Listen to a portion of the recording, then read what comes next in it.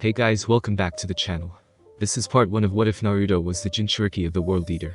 If you guys enjoyed this What If, and want to see part 2 of it, comment down below, and let me know. The like goal for this video is 200 likes. So like this video, to let me know that you're interested in this series, and you want the next part. And go ahead and check out other What Ifs in the channel. Before we start, please do support for more awesome content. Don't forget to subscribe and leave a like, and also share this video with your friends. So let's start this video. Smoke rose over the mountains of Sovngarde, covering the beautiful constellations and the borderless that decorated the sky in a smothering blanket of ill intent. Rocks wreathed in fire fell from the clouds like deadly rain, hitting the ground and exploding into shards of red-hot stone. The grey-black dragon, covered black scales that were curved and sharp as blades, gave one last roar from its bloodied maw, and collapsed in a heap of limbs and blood. With a small crack and a great explosion, the scales exploded off of its body, peppering the area with fragments.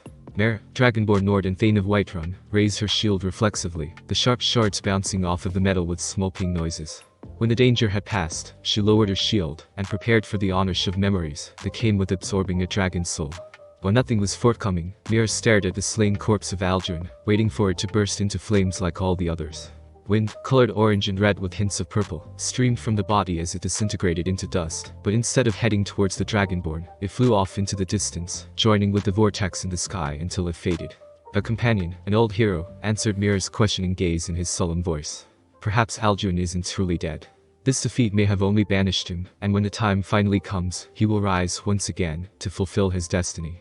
Mira shook her head, glancing once more at area Alduin's body had occupied. Whenever Alduin returns, maybe the world will need to be ended. It is of no matter to us any longer, simply time.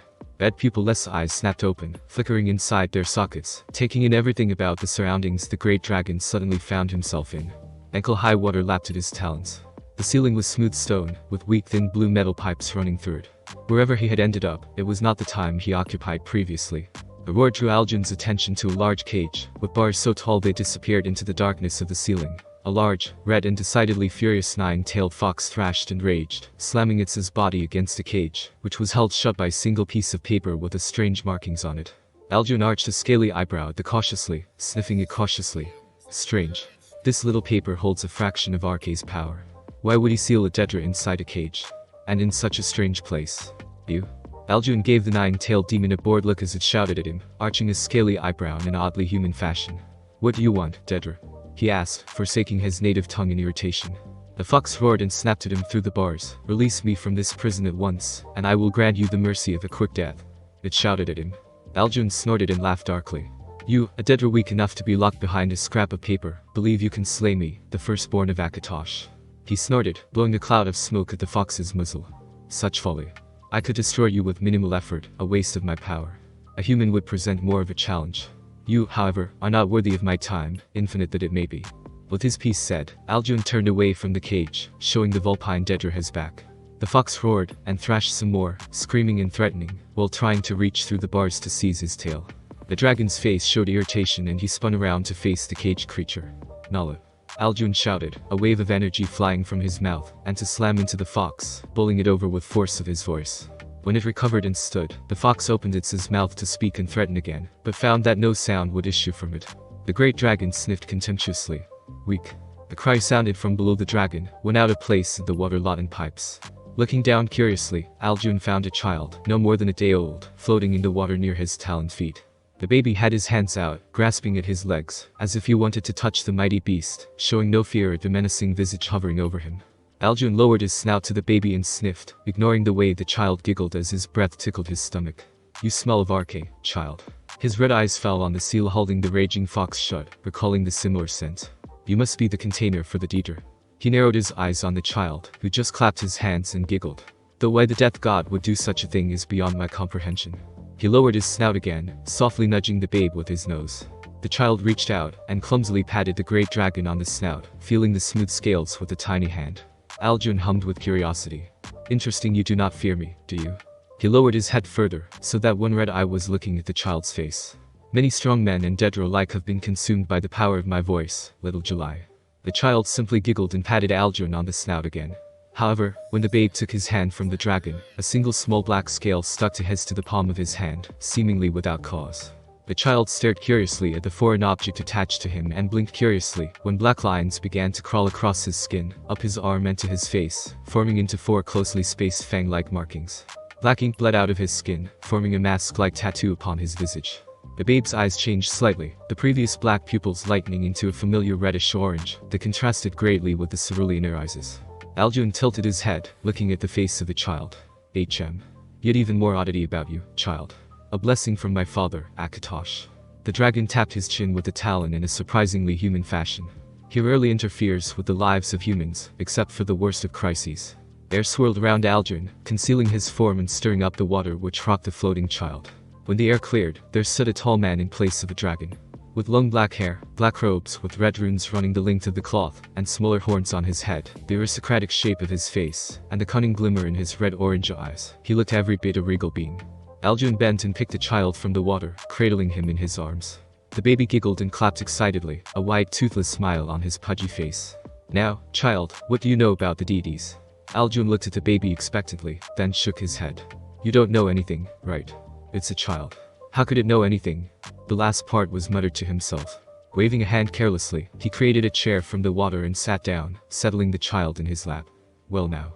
How about I teach you some words? At the very least, you would be a better conversationalist. Baba. What does that mean? Is that some kind name? Baba. Seriously, child. Stop talking nonsense. Baba. Is that all you can say? Baba. I'll take that as a yes. Years later. Suffice to say, life for Uzumaki Naruto was rather strange. His first word, when he finally spoke, was Dava. That confused the hell out of the matron of the orphanage, having a strange child speak to her in a guttural language. Especially when he began to talk of people who already viewed him in with wary countenances. He was a rather cheerful child, despite his situation, and even when no one understood what he was saying. The only problem was there were many who did not like him, or were openly hostile despite his outlook. The matron and other caretakers at the orphanage were indifferent to him, as they were with the other children, only talking to him when they had to. Most of the other kids stayed away from him. Most thought he was weird, talking in a made-up language with his weird, scary face paint that never came off. When he was 6 years old, a drunken Chunin crept into Naruto's room with the intent to kill the Kyuubi Jinchuriki, believing him to be demonically possessed in his inebriated stupor. The Anbu posted around the clock to watch Naruto were able to stop the Chunin before he made it more than 3 feet into the child's room, but the matron deemed Naruto a danger to the other children and escorted him to the Hokage, who gave the child an apartment and a monthly stipend, but watchers who would make sure he survived. Later that very same day, Naruto was out wandering the village at night, his strange new home foreign and uncomfortable, when he stumbled across a man fully dressed in black carrying a bundle over his shoulder. Naruto heard the bundle softly crying and narrowed his eyes in determination. After the Hyuga heiress had gone missing in the middle of the night, the whole of Konoha's ninja forces searched high and low for the little girl. When her father finally found his little girl, Hinata was chatting quite happily with Naruto, as the man from Kuma was lying unconscious on the ground, curled up in the fetal position in a puddle of his own vomit.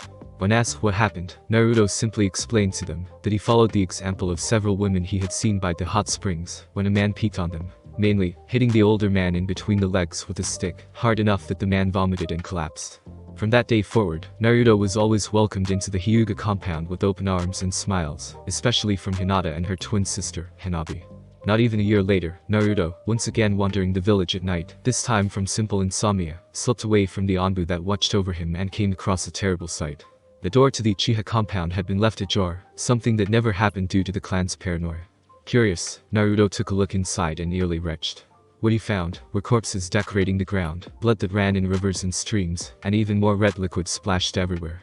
Gathering his courage, he stepped inside the compound. He heard screams that made him dash through the blood-soaked streets, regardless of his safety.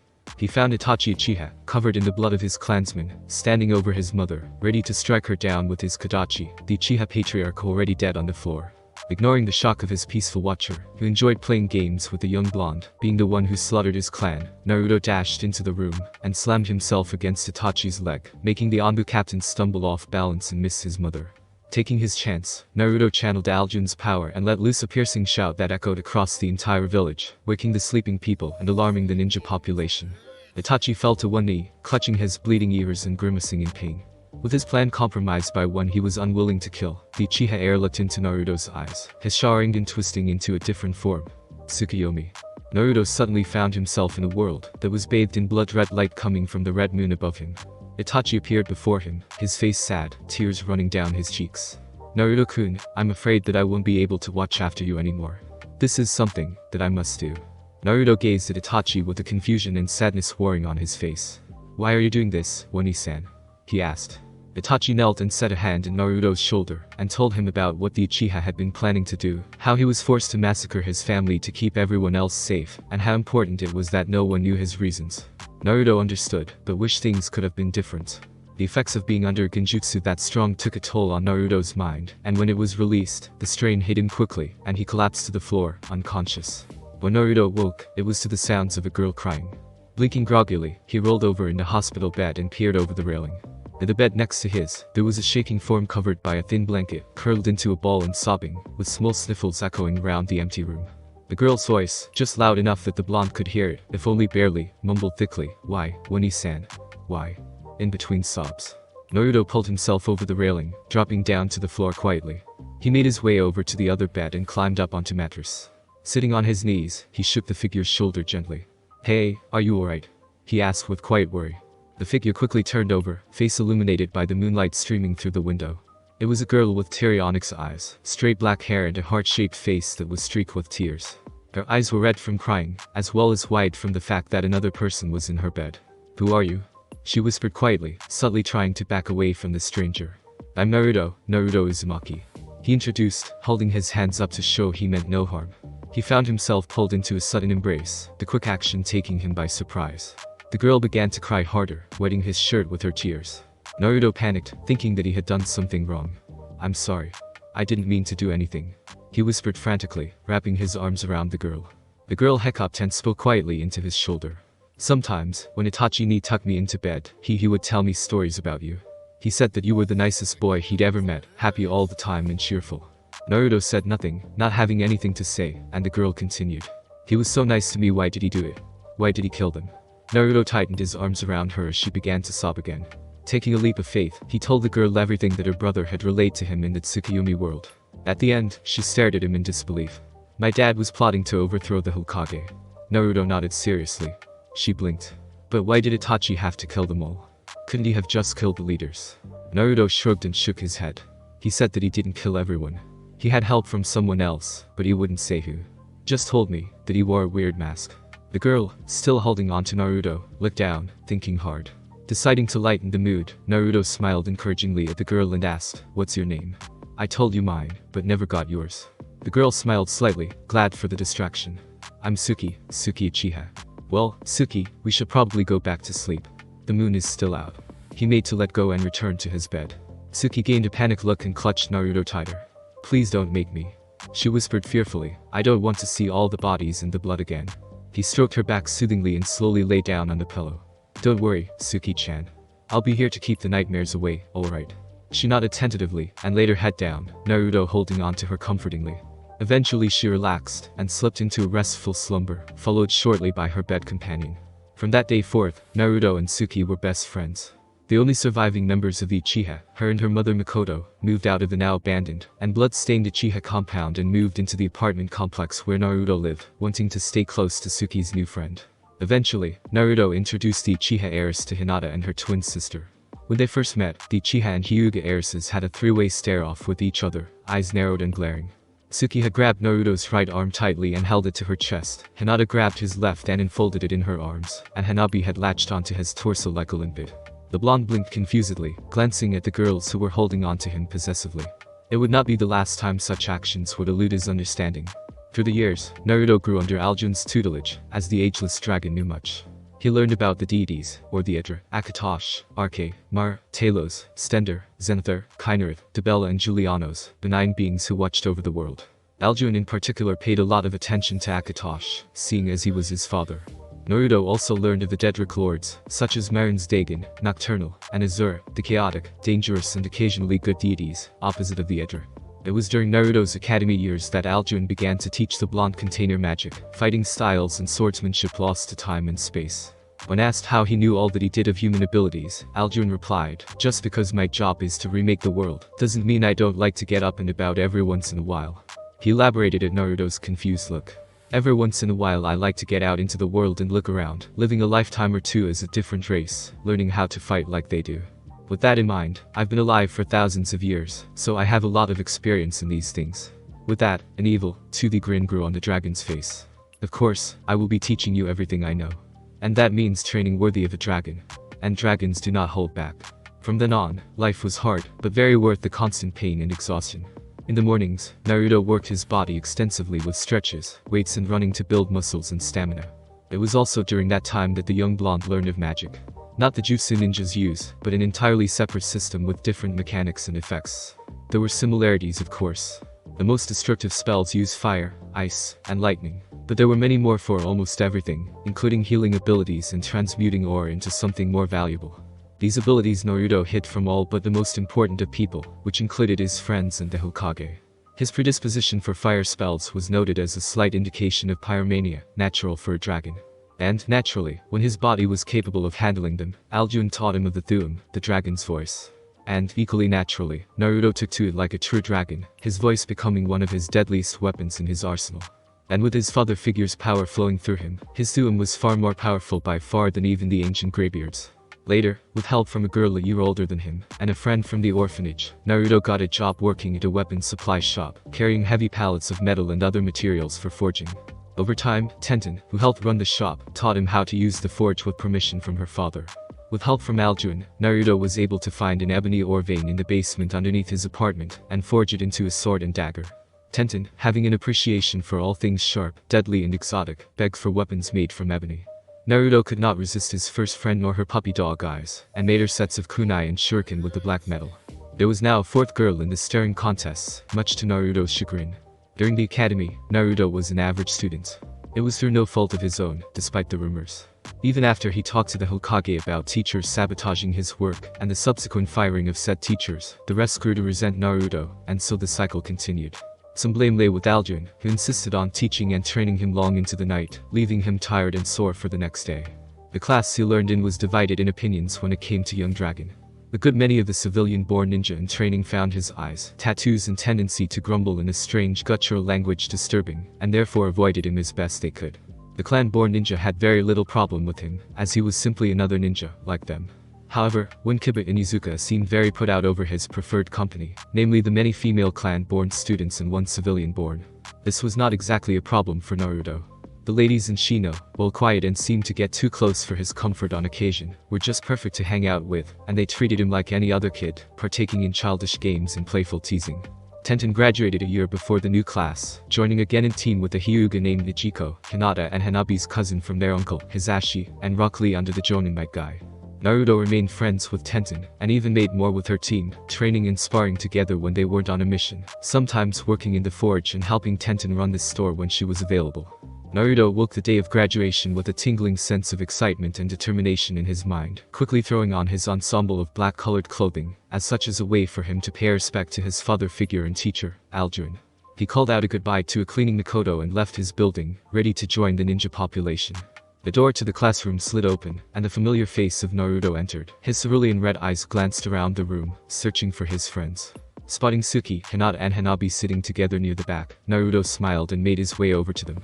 Kiba and Izuka, fair-looking boy with a dog on his head, snarled at Naruto, and cut him off. "What do you think you're doing, jackass? I would have thought you'd be home, cowering under your bed."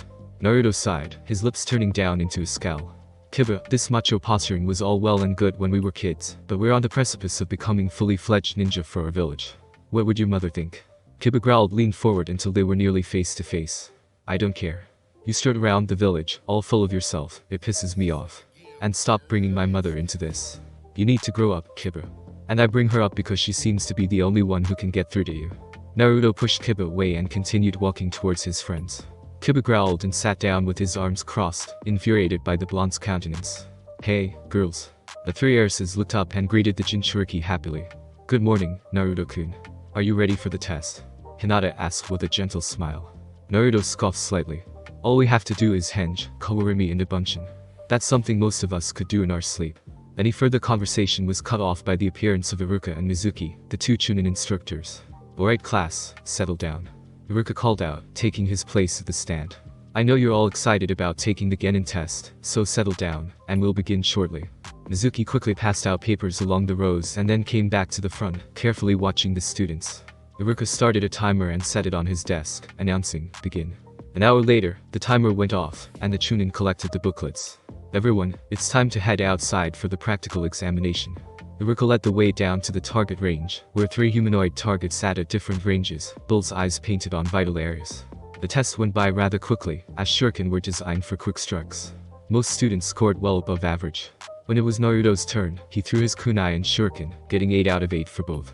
Before Iruka could call them over to the sparring arena, Naruto raised his hand. "Yes, Naruto." The blonde lowered his hand. "Is it possible to receive extra credit for demonstrating use of other weaponry?" Iruka tapped his chin in thought, then nodded. "Yes, it's possible." "What are you going to use, Senbone?" Naruto smiled mischievously. "No. A bow, actually." Kiba, somewhere in the background, scoffed. "A bow? Really? What are you, a samurai?" Iruka glared at Kiba, but shook his head. As Kiba so kindly pointed out, bows aren't exactly shinobi weapons. The blonde pulled a scroll from his belt and unfurled it. With a puff of smoke, a silvery black curved bow with swirls on it appeared in his hands, as well as a quiver stocked full of arrows. He slinged the quiver over his shoulder, and readied the bow. "Sensei, if you would, please throw a shuriken in front of the target please," he asked politely. Iruka shrugged and flicked a throwing star across the target. Quickly, Naruto knocked an arrow to the bow and pulled the string back before releasing, with the arrow hitting the bottom of the shuriken, sending it flipping into the air. The blonde quickly pulled 3 more arrows from his quiver and set them against the string as the shuriken fell down. He released, and the 3 arrows pinned the shuriken to the target's head, one through the center, the others on the top and bottom respectively. Naruto lowered the bow and smiled innocently at the scarred Chunin. "Good enough." Iruka seemed to be struck silent, if the slightly gaping mouth was any indication. Mizuki blinked before shaking it off and stepped forward, pulling 3 more stars from his pouch. "Not bad, Naruto. Let's see you do it some more." He threw the shuriken at varying speeds and heights, only for the black-tipped arrows to pin them to the targets, all in lethal spots. Mizuki nodded. "Okay. Well, I think some extra credit is deserved, right Iruka?" Iruka blinked. "Yeah." They moved on to the next segment of the test, taijutsu spars. The Chunin would call again in from the list, then observed as they challenged and fought a student of their choosing, grading both them on their performance. When it came to Kiba Inuzuka, he, predictably, called Naruto as his challenge. Facing each other at the opposite ends of the ring, Kiba fell into his family's stance, snarling. "You should just quit, dead last. I can beat you with one hand tied behind my back." Naruto arched an eyebrow at the Inuzuka, and said, again, with the dead last. "When are you going to realize that I outrank you in class?" Kiba shouted, "Shut up. Stop acting so damn cool, you bastard." The blonde arched the other eyebrow at Kiba. "I'm not acting cool, Kiba, I just don't find your rivalry with me worth my time. There are more important things than you disliking me to concern myself with." The Inuzuka snorted. "And there you go again. Stop ignoring me." Naruto's eyebrows fell into a glare, and he scowled. "I'm ignoring you, because you're being an idiot. I don't know what I did to piss you off, but I've had enough of it." Kiba's eyes whitened at the angry tone, subtly worried that he had pushed the tattooed blonde too far. Naruto had been trained in 8 different fighting styles, since he could throw a punch, all from the time of the 8 races. His favorite, and the style he was most experienced with, was Orsinium love taps, which naturally included breaking every bone in an enemy's body, and turning them into a pile of red jelly with their bare hands and feet. His next favorites were the Elsor Bullworm and Bosmer Nerve Jab, both lighter and less damaging. The Bullworm style involved kicking the shit out of an enemy with rapid spins, looking similar to breakdancing, while Nerve Jab was thought to be a predecessor to the Jyoken used by the Hyuga. Now, Naruto was not a big burly orc. His muscles were wiry and lean, meant more for agility and acrobatics, which suited the blonde just fine. But, hidden underneath Naruto's lean frame, was a strength that would have surprised my guy. And he was willing to break it out in this spar, just to knock some sense into his rival. Deciding to end this bout quickly, possibly feeling the violent intent in the air, Kiba darted forward, nails out to swipe at Naruto in an animalistic fashion. The blonde reacted swiftly, blocking the swipe with a forearm, then twisting his arm around Kiba's and pulling forward sharply, headbutting the Inuzuka's nose. The snap of cartilage and the howl of pain made Naruto smile grimly, before he twisted the arm behind Kiba's back and pushed, sending Kiba stumbling as he clutched his nose. Naruto didn't let him recover. He kicked the back of Kiba's knee, rolled over his back and wrapped his arm around the other male's throat, before tossing him out of the ring. Kiba hit the ground and bounced, rolling to a stop on the verge of becoming unconscious. Several eyebrows rose at the beating that had been unleashed upon the Inuzuka, who was definitely not the worst when it came to hand, with the top spots taken by Suki, Hinata and Naruto, respectively. The surprise was more for how quick the fight had been. After the last round of fighting, which was between the friendly rivals Haruno Sakura and Ino Yamanaka, they all had it inside to take the last test. The test consisted of demonstrating 3 jutsu, known as the Academy 3, and the techniques had been drilled into their heads by the instructors over and over again.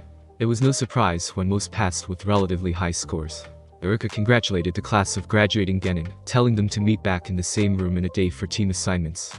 As the freshly minted and newly adorned genin exited the classroom, Naruto, the Hyuga twins and Suki walked over to where Hiashi Hyuga, Hinata and Hanabi's father, as well as Makoto waited, proud smiles on their faces. Suki-chan, Naruto-kun. The older woman rushed over to the two, embracing them in a tight and loving hug. You guys are one step closer to your dreams. Oh, I'm so excited. Suki blushed in embarrassment at the open show of affection, while Naruto laughed and hugged the woman back. Hiashi stepped forward and laid his hands on both of his daughter's shoulders, a small but proud smile on his face. Hinata-chan, Hanabi-chan, I am very proud of you too. As a graduation gift, I will teach you both the kaiten whenever you wish. Hisashi slapped his twin on the back. Don't be such a stick in the mud, bro. He turned to the group of genin with a wide grin. We're having a party in the Hyuga compound to celebrate, and all of your friends are invited as well. The Hyuga had definitely come pretty far when it came to the remaining Uchiha. 7 years ago, they would have rather committed seppuku than invite them into their compound. But now, since Suki and Makoto were the last of the Uchiha, and not pricks or arrogant, the Hyuga enjoyed having them around. The party was in full swing when Naruto spotted a girl about a year older than himself, with long brown tresses, pale white eyes and a Konoha headband around her forehead, sitting at a table by herself, sipping from a cup of tea. He approached the table and sat by her, a smile on his face. Hey, Nichiko-chan. How come you're not enjoying the party? Nichiko Hyuga, cousin to the Hyuga twins and Hisashi's daughter, smiled softly at Naruto. I am not one to enjoy parties, Naruto-kun, you know that. It's all very boring to me. She sighed heavily and finished off her tea. I would much rather be out on a mission, or training, or something productive. The blonde Jinchuriki glanced around, and finding that no one was watching them, stood up and grabbed Nichiko's hand. She gave him a confused look as he pulled her to her feet, pulled her to the door, and, taking one last glance around, took her out of party. Where are we going? She asked calmly as he dragged her through the halls of the Hyuga compound. As she voiced her question, Nichiko recognized the hallway as the way to the training rooms. Naruto pushed the door open and stopped just inside the room, gazing around the empty training hall. He reached out, and flicked a light switch, bathing the area in dim light. Why are we here, Naruto-kun? She asked, an inkling of his intent in her mind. Well, you said that you would rather be training, so here we are. Naruto replied cheerfully, gesturing to the room. He turned his bright smile on Nichiko, who blushed slightly. Why don't we spar? You won't be bored any longer. She smirked slightly, challenge glimmering in her eyes. You know very well that I'm a prodigy of the Jyuken, Naruto-kun. Are you sure that you want to face me? Naruto dropped her hand and, still smiling but with an edge to it, backed away about 10 paces before falling into a low ready stance, bouncing lightly on his feet. I'm always ready, Nichiko-chan. Come on, or is fate telling you that I'm ordained to win? He beckoned with his right hand, amusement in his tone. Nichiko's smirk grew into a challenging smile, and she darted forward suddenly, Byakugan flared. Hisashi slowly walked through the halls of his compound, looking for his daughter. He had meant to talk to her when she first showed up to the party, but he was distracted by Inochi Yamanaka telling a tale about his latest case in the T&I division.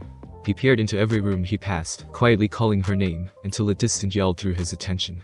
He jogged down the halls, arriving at the door to a training room, where the noise was emanating from, and slid it open a fraction to peek inside. Naruto and Nichiko rolled around on the floor, their serious spar having devolved into wrestling for dominance, laughing the entire time. They rolled to a stop, Nichiko on top, straddling his waist, both of them panting heavily, sweating and smiling. They peered deeply into each other's eyes, white into blue-red. The smiles fell and slowly, she lowered her face closer to Naruto's.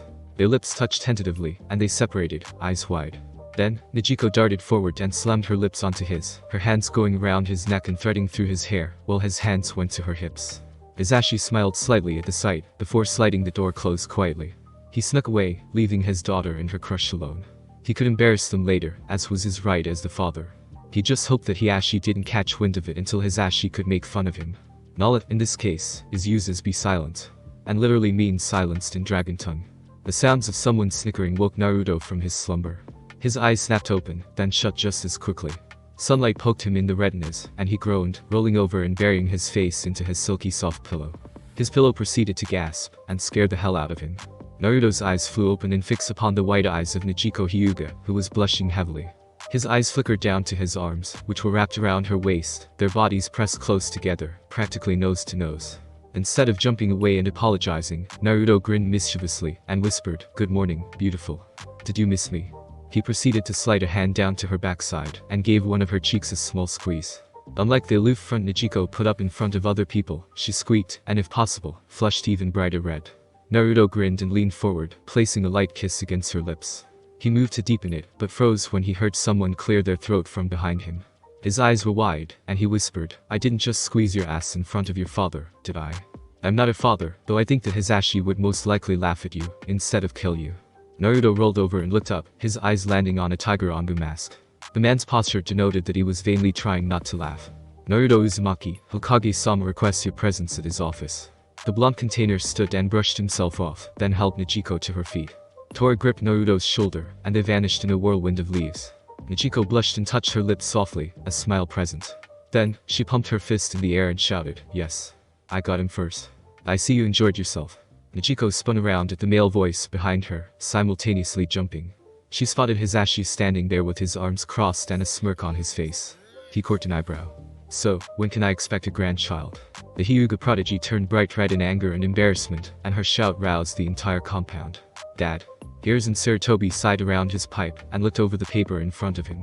If he was right, he could very well destroy the relationships Naruto had built up with the girls in his life. The spike of chakra and the air picking up alerted the Sandaime to an imminent shunshin, and he pulled deep on his pipe. Naruto and Tora appeared in the middle of the room, the blonde still blinking sleep from his eyes. "That is all, Tora, you may go." The Sandaime dismissed the Anbu, who bowed and vanished. Naruto rubbed his eyes and blinked, then smiled at the old man. "Hey Jiji, what did you want to see me for?" The Sandaime motioned for Naruto to take a seat, and began to explain. "Naruto, I'm afraid that I have some bad news." The blonde sat up in his chair, worry on his features.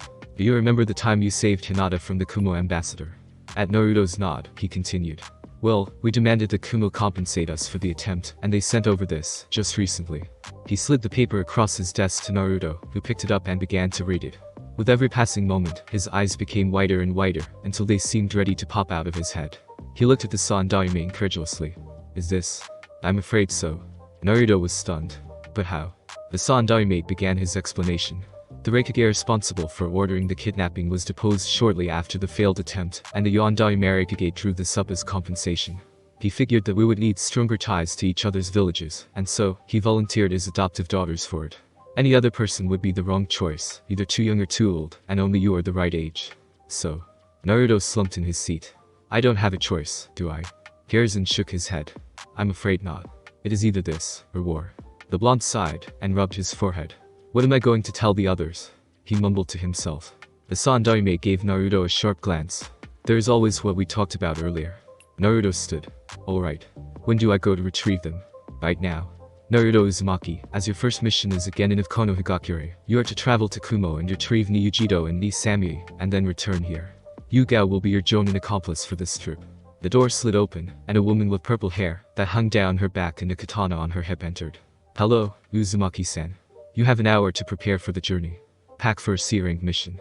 She spoke softly. Naruto nodded in affirmative. "Hi, Neko-chan." Yugao stiffened in surprise as Naruto leapt out of the window. She turned a questioning gaze on the Hokage. "How did he know?" The Sandaime shrugged. "Your hair is memorable, I guess." The bell above the door rung, and Tenten stood at attention as Naruto entered the shop. "Hey, Naruto-kun. What are you doing here? Shouldn't you be getting a team right now?" Naruto shrugged. "I guess not. The Hokage has me going to Kumo for a pickup, and I need a full C-rank equipment kit." Tenten moved around the shop, gathering the scrolls. "Wow, a C-rank already? What's it for?" Naruto slumped, defeated. "I'm retrieving 2 Genin Kunoichi from Kumo, who are being married to a Konoha shinobi to keep the peace." Tenten's buns quivered in anger. "What? How could the Raikage trade someone's life like that? And how do you know that they are getting married? Isn't that supposed to be between the two who are being?" The look of horror and understanding dawned on her face. "No." Naruto nodded sadly. "Unfortunately, yes." Her chocolate brown eyes filled with tears. She jumped over the counter and hugged Naruto tightly, burying her face in his shoulder. "Oh, Naruto. I know, Ten-chan, I know. But I don't have a choice in the matter." She pulled her face from his shoulder and looked him in the eye. "I know you don't, but that still doesn't mean I have to like it, Naruto-kun, you promised." The blonde just hugged her tightly. Naruto arrived at the north gate, where Yugao was already waiting, hand lazily upon her katana. "Are you ready?" she asked in her soft voice. The blonde simply nodded, and followed her as she jumped into the nearest tree. "So how's your brother?" Yugao smiled slightly, turning over her shoulder to shoot a sad glance at Naruto. Haite-kun is fine, but his sickness is getting worse. I fear that he may not have much time left. A single tear rolled down her cheek before she wiped it away. I'm sorry for that. He's a good man and can still kick my ass in Kenjutsu, no matter how sick he gets. The last part was received with a smile, before they fell into silence and continued their way to Kanemaru no Kuni. 6 figures could be seen, standing in the front gates of Kumagakure. One was a very large, muscular man, wearing the yellow robes of the Raikage. Another was a man wearing several swords, sunglasses, and a white bandana on his head. The last male had white hair, an anxious expression on his face, and lollipop in his mouth. The 3 females all looked rather pissed off. The first had bright red hair covered by a bandana, golden eyes, and a long sword sheathed on her back. The next was a white-skinned woman, with pale blue eyes and blonde hair, a frosty expression on her face that was tinged with anger. A very short sword, more like a dagger, rests on her back. The final female had tanner skin, blue, slitted eyes, long hair in a bandaged ponytail, and feline features. In order of appearance: A. The Yondai Marikage of Kumo. Color B. Jonin and Jinchuriki of the 8-tailed oxcephalopod. Omoi, Genin of Kumo and Color B's student. Kari, also Genin and student. Ni Samui, Genin of Kumo and former student of Color B, and adopted daughter of A. Nijido, Chunin level Genin and Jinchuriki of the 2-tailed Hellcat, and former student of Color B and sister to Samui and daughter to A. I had explained the situation to Samui and Yujido, but they didn't take it well. At all. That was a week ago, and they were still pissed off. Color B actually didn't rap, as he was sad that 2 of his students would be sent to Konoha. Harry was filled with female fury, and made it known vocally and loudly. Omoi went through twice as many suckers as usual. How many times do I have to apologize? I asked pleadingly. Yujido growled and narrowed her eyes. I don't want apologies, I want this thing called off. Samui agreed with a simple muttering of, this is so uncool. A sigh in frustration. I can't call it off. Konoha would take it as an insult and an act of war. Well, I believe that we could take them. If word gets out of Kumo's attempt, we will lose credibility and money. Samui's ice-cold eyes flashed frostily. So money is more important than shinobi, Raikage-sama. A flinched, and made to reply, when he sensed 2 large chakra signatures coming towards him. He tensed and narrowed his eyes at the 2 shadows that were gaining on their location. When they came fully into view, he relaxed, recognizing the armor of the Anbu. Samui and Yujido looked over the Konoha shinobi with raised eyebrows. The first wore Konoha's regular issued Anbu armor, with purple hair and a katana strapped to her back. The second was the strange one. He wore black shinobi sandals, black Anbu pants with red stripes running up the legs, a black vest with strange red runes on it, with a high collar, underneath, a dark red t-shirt. Strapped to his back was a long blade, about the size of a katana, and strangely a bow and quiver. A dagger was sheathed at his hip. His attire was not what drew their attention. It was his face. A specky mop of blonde hair stuck out on his head. 2 thick curved lines ran over his eyes, and down his face, narrowing to points above his lips. 2 more lines ran across his cheeks, curving downward and narrowing into points above his lips, giving him the appearance of fangs on his lip. The irises of his eyes were cerulean blue, bright and warm like an ocean. The pupil was reddish-orange, fierce and malevolent, contrasting with his irises. The lines on his face were black or deep red, making his eyes seem to glow slightly. It unnerved the hell out of the Kumonin. Stopping in front of them, Yugao and Naruto bowed in respect to a village leader. Raikage-sama, Jonin Yugao Yuzuki and Genin Naruto Uzumaki reporting. Aside, knowing that his time with his adopted daughters was up. He turned to them, but they just brushed past, sour looks on their faces. Killer B broke the silence by reaching out and hugging Samui and Yujido. Be good, my students. Maybe we'll meet again in the future. They separated, and Kari ran forward, and squeezed the life out of them. This is total bullshit, I'm sorry that I couldn't do more. Omoi just shook hands with them, whispering his goodbyes. Samui and Yujido both bowed to the Raikage, and turned around, already walking. Naruto and Yugao bowed again, and then caught up to the 2 genin, then they sprinted off. He ran a hand over his face. I hope you can forgive me, my daughters. He mumbled to himself. Naruto, Samui, Yujido, and Yugao made good time, sprinting across Kanemaru no Kuni. By the time night fell, they were more than halfway there. Stopping in a cave that was devoid of wildlife, they set up camp. Naruto gathered firewood, while the women set out the sleeping bags and the rations. Samui and Yujido sat next to each other after they were done, and watched as Naruto piled up the wood. Suddenly, his hand became wreathed in flames, and he grabbed a piece of wood, lighting it on fire. Using his hand, he lit the campfire, before the flames around his arm died out. Yujido cocked an eyebrow in surprise. She was the only one she knew who could control fire to that degree. They cooked their rations and ate them in silence, before Yujido said that she would take first watch. The Nibi Jinchuriki sat in the mouth of the cave, gazing at the stars while the others slept. Or so she thought. Naruto walked up and sat beside her, taking in the view. They simply sat in silence, before Naruto spoke.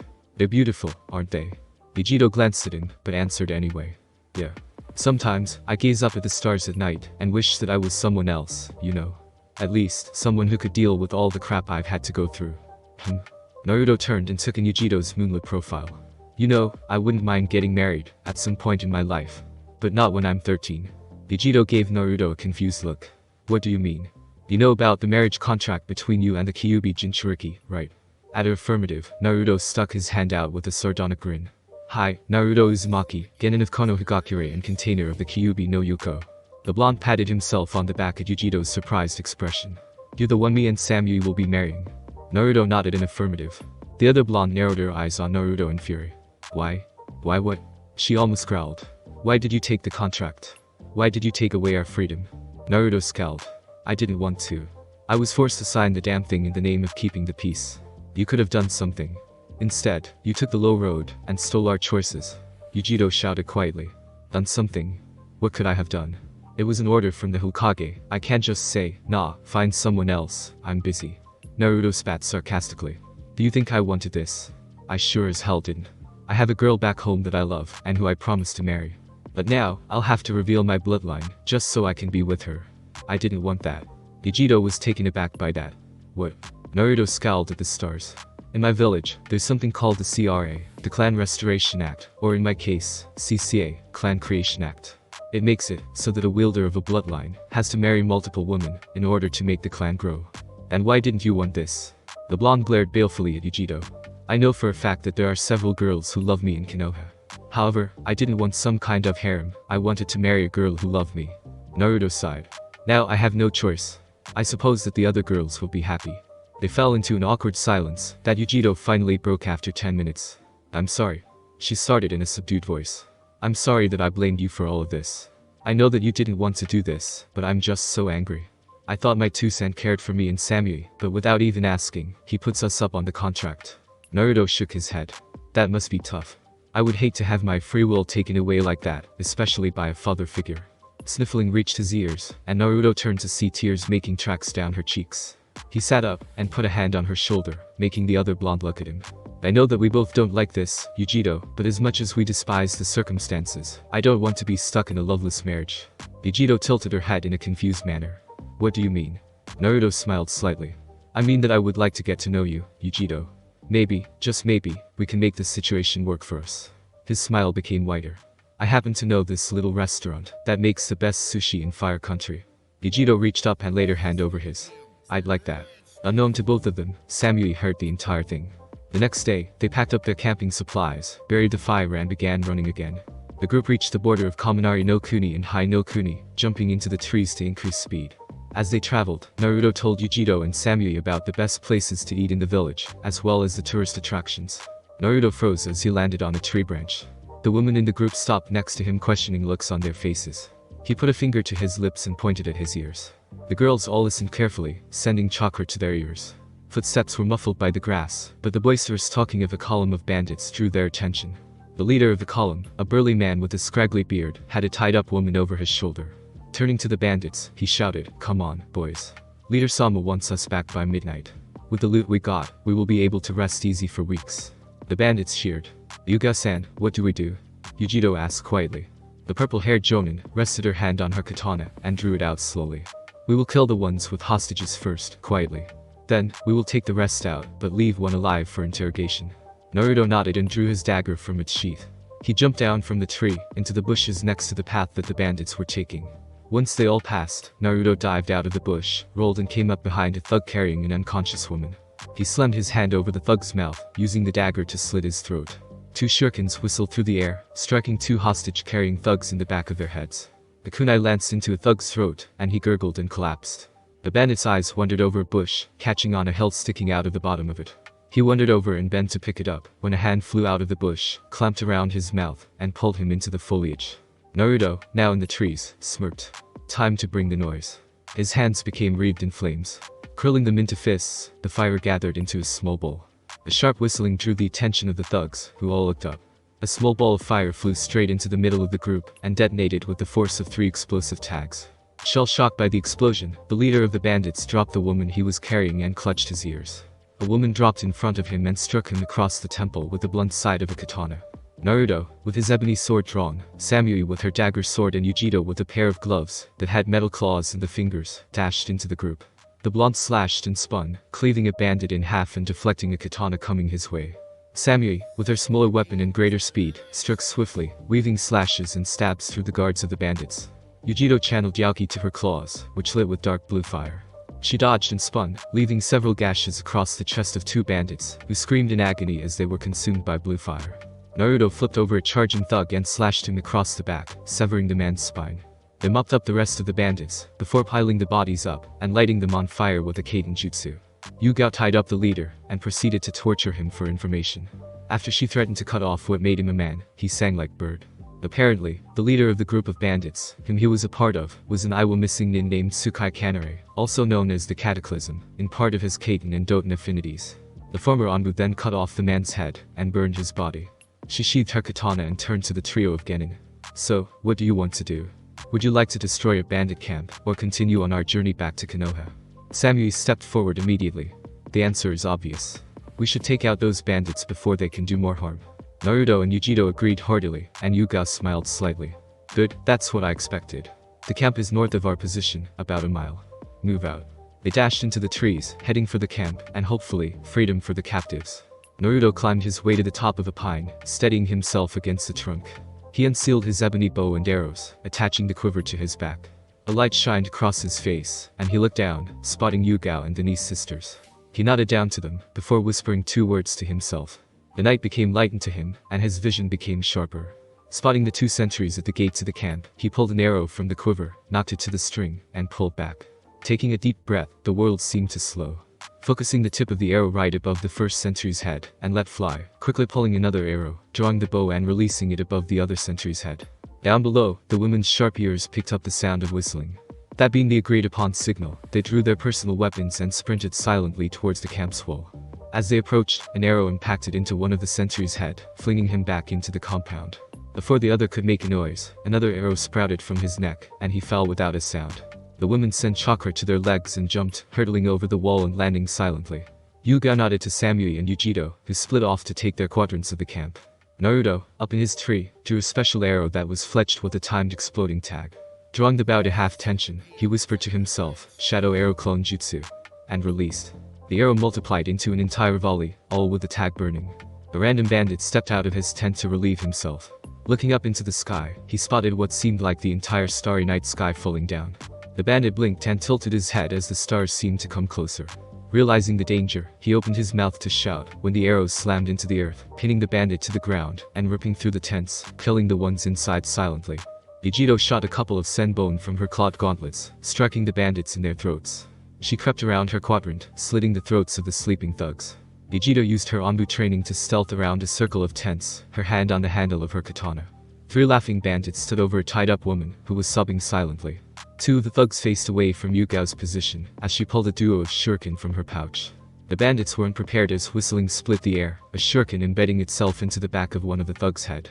A split second later, another metal star struck another bandit in the forehead. The last was unaware as Yugao shimmered into existence behind him, silently pulling her katana from its sheath. With one smooth downward swing, she cleaved him in half from shoulder to hip.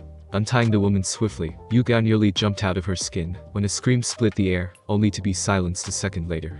Samui sprinted away from the group of bandits behind her, cursing in her thoughts. This is so uncool. She had been sneaking around inside a thug's tent when the bandit woke up, saw a shadowed figure with a weapon drawn, and screamed. Samui had gotten the satisfaction of planting her sword in his head, but it was too late. The scream had alerted another sentry, who rang the alarm. The busty blonde sent a trickle of chakra to her legs, weaving through the field of arrows. Naruto cursed. That wasn't part of the plan. Looking up, an idea struck him, and he began to climb to the top of the tree, his weight making it bend. Swinging back and forth, Naruto made the treetop swing close enough to a neighboring tree to anchor himself with chakra to the bark. He pulled down on the top of the tree, working down the other, until his muscles started to strain. With a quick prayer to Akatosh to survive his flight, Naruto cut the flow of chakra to his legs. With an almighty twang, Naruto was flung from the tree with great force. The air rushed against his face, and he looked down as he flew towards Samui. One of the bandits had gotten ahead of the rest of the group, and was closing in fast on Samui. With his current speed, he would be out of the field of explosive arrows in a short time. Time slowed to a crawl as Naruto shouted. Pulling a brace of shuriken from his pouch, he took aim and hurled them through the air. Time sped up and Naruto sailed over the other blonde. The two shuriken cut through the air, impacting into the back of the lead bandit's ankles, cutting through his Achilles tendons. He hit the ground, and the rest of the group thundered past him. Naruto melted his hands into the ram hand sign, and focused his chakra. Katsu. Boom. The field of explosive arrows detonated with a massive explosion, vaporizing most of the bandits, and turning the rest into scorched mincemeat. Samui ignored the smoking chunks of human meat that rained down around her, her thoughts and breathing totally calm. Cool people don't look at explosions, and damn am I cool. Naruto flipped to cut off his momentum, slamming into a thug's back, sending him skidding into the ground, face first, carving out a good-sized trench. The blonde Jinchuriki jumped off the thug, drawing his dagger in a reverse grip, with his sword held out to the side. Spinning and deflecting a spear, Naruto kicked the thug in the back of the knee, and drove his dagger into the back of his head. He ripped the blade out and twisted to dodge another enemy, slashing his throat in the backswing. Samui joined the fray with her short sword, the smaller blade easily evading the larger and slower weapons, darting through the bandits' guards and hitting vital points with precision. Vegito couldn't really block with her claws, so she used her superior agility as a kunoichi to dodge swings and slashes, and strike with her Yauki-infused claws, consuming several bandits in the Nippi's azure fire. The bandits stood no chance against the former Anbu Yugao, who sliced through their weapons with her chakra-conducting katana. She took the leg off of the last bandit, made a short hop, and decapitated him. She flicked the blood from her katana and sheathed it, peering around for any other enemies. Naruto, Samui and Yujito joined her, weapons ready. The ground began to shake and rumble, and a large opulent tent covered in decoration burst open as the largest, most muscled man they had ever seen, wielding a pair of large axes, seemingly chipped from large slabs of obsidian. So? The large man shouted, "I will send a group of genin to kill me. Ha! I am Tetsuo, the rock slide. I will not be defeated by mere children." Before they could explain, Tetsuo charged with a roar, swinging his axes wildly despite their weight. "Scatter!" Yugao shouted. The genin and jonin jumped to the side as the axes smashed into the ground, causing a plume of dirt to shoot in the air. His axes stuck in the ground, and the Konoha and former Kumonins dashed forward, slashing at his back. Vegito's claws were ineffective, as they were designed to give slight cuts and inject the Nippi's Yauki into someone. Samui's short sword glanced off the rock-hard skin of Tetsuo, leaving only a tiny indentation. Yugao's katana and Naruto's ebony sword did the most damage, leaving small cuts that barely bled. The giant man ripped his axes from the ground and spun. The Konohanin ducked under the blade and rolled away, jumping back up into guarded stances. "You like my bloodline?" Tetsuo crowed. "It allows me to use the iron in my blood, to make my skin almost impervious to damage." The giant charged at Yugao, who began to dodge the wild hacks. She managed to score small cuts on the big man, but they were infinitesimal, and did not slow him down at all. The former Anmu began to slow down, as the dodging was taking a lot out of her. "Yujito." Naruto called, ducking under a slash from the obsidian axes, hit him with lightning. "Metal is weak to it." Yujito and Samui nodded, flying through hand signs. "Raiden." "John." Two large spears of lightning flew from their mouths and impacting onto Tetsuo, right as Naruto shouted, "Cry." Incandescent purple light burst from Naruto's mouth, wrapping around the giant Iwanin and sticking to his skin. Tetsuo roared in pain as the two attacks slammed into him. Batting Yugao aside with a backswing, then lashing out with a foot, and catching Naruto in the gut, he hefted one axe behind his back, and hurled it at Samui. Naruto hit the ground and rolled, looking up just in time to see the axe fly at the other blonde girl. "Shit." Wold. With a crack like thunder, Naruto appeared in front of Samui, right arm raised in preparation for the axe to hit. Naruto closed his eyes and turned his head, waiting for the searing pain of the axe carving through him. Instead, his arm moved slightly, and the sound of rocks breaking reached his ears. Opening his eyes, he found the axe half lying on the ground, the pieces of obsidian that made it up lying around it. He looked down at his arm and his eyes widened. His fingernails had sharpened and hardened into black talons. Dark gray scales ran up his arm, and a trio of black spikes shot up from his elbow. A red gem seemed to glow slightly on the center of the back of his hand. Yugao took advantage of Tetsuo's distraction, jumped forward from where she was standing, katana point first, and drove it up into the giant's eyes and out the back of his skull. The man swayed on his feet, then fell slowly, making the ground shake when he hit the earth. The former Jonin flicked the blood from her katana and sheathed it. She turned a questioning glance on Naruto, as did Samui and Yujito. "I guess I have a lot of explaining to do, huh?" he asked rhetorically. The woman nodded. An hour later, after they had piled all the bodies of the deceased bandits together and burned them, then ransacked the compound and set the slaves that they were holding free, Naruto found himself sitting across from the three women with the fire in between them. "Now, Naruto-kun," Yugao started, "what is the matter with your hand, and why did you hide it from everyone?" Naruto sighed and ran said hand through his hair. "To tell you the truth, there is nothing wrong with my hand. In fact, it's a part of my bloodline." Yujiro interrupted with, "You said you have a bloodline before, but you never said what it was." The blonde Jinchuriki gave her a deadpan face and said, "Well, if you let me finish, I'll tell you." He exhaled softly and began to tell them. "I call my bloodline the dragon soul, and that's not me being cocky. The scales and talons are all based off of dragons. As far as I know, the transformation is gradual, and before it finishes, permanent. I call the physical part, such as my arm and eventually my whole body, dragon's body. And there is another part to it." Yugao asked incredulously. Naruto nodded. "Yup. I call it dragon's voice. It allows me to shout, and have different effects happen, such as..." He tilted his head up, took a deep breath and shouted, "Yol." A white stream of fire burst from his mouth, bathing the clearing in red light. The woman jumped back in fright. It's not every day you see someone breath fire. Without hand signs, anyways. Naruto closed his mouth, and the fire died out. He scratched his head sheepishly. "Sorry about that. I should have given you some warning." Samui gave Naruto a questioning look. "What else can you do with your voice?" He shrugged. "Many things, but I have to find them out before I can tell you." Yugao's heart slowed from the frantic beat it had before, to its norm.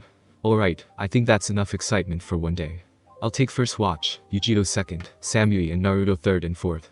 They nodded and pulled out their sleeping bags, Yujiro jumping into a tree to sleep undisturbed. Samui rolled over in her bag, her icy blue eyes peering at Naruto, who turned to look at her with his own red-blue.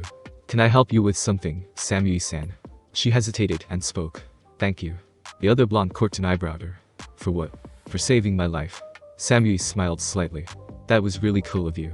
Naruto smiled and reached out, grasping her hand lightly. "You don't need to thank me, Samui-san. I would throw down my life for my teammates." Samui gripped his hand slightly harder. "I insist.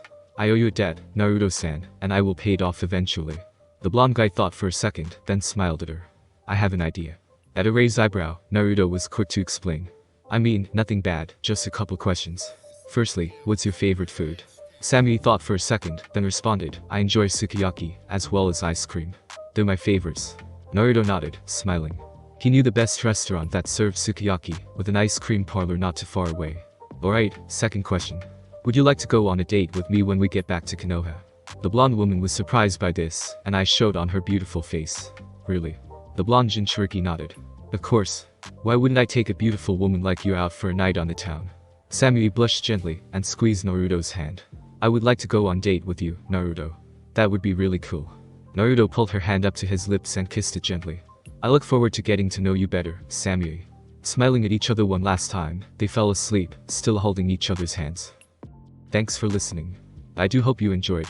If you want a next part of this video, like, subscribe, and comment down below, and turn on that bell notification, and also check out the other videos that I have created, and enjoy. See you in the next video. Peace.